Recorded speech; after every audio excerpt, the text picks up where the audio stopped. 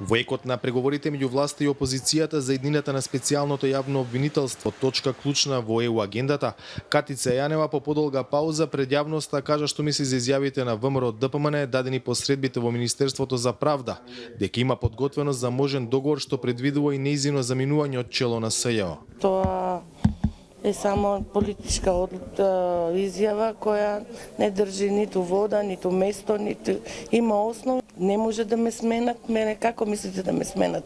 Со законот. Со кој закон? Таму не пише во законот, нема персонални решенија.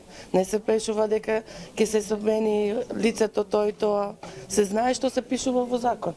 Јанева, наспроти критиките не само од опозицијата, туку и на дел од јавноста за незиното работење, смета дека заслужува да продолжи да го води СЈО. Ќе останам до крај, додека можам да бидам специјален јавен обвинител, не заради тоа што сакам, затоа што сметам дека заслужувам да бидам на чело на оваа институција. Како што сум рекла и претходно, дека ќе конкурирам повторно да бидам специјален јавен обвинител.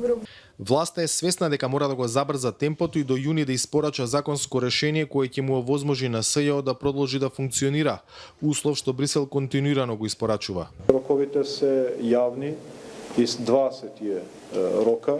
Едниот е пожелен, другиот е неопходен. Пожелниот би било пред извештајот на Европската комисија, неопходниот би бил пред одлуката на Советот на Европската Унија и дека работиме да ги искористиме овие денови максимално да се изнајде решение помеѓу политичките партии.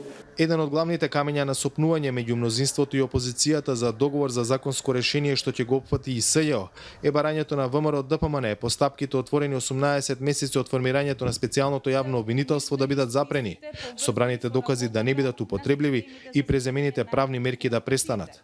Пакет барања што за власта се неприфатливи.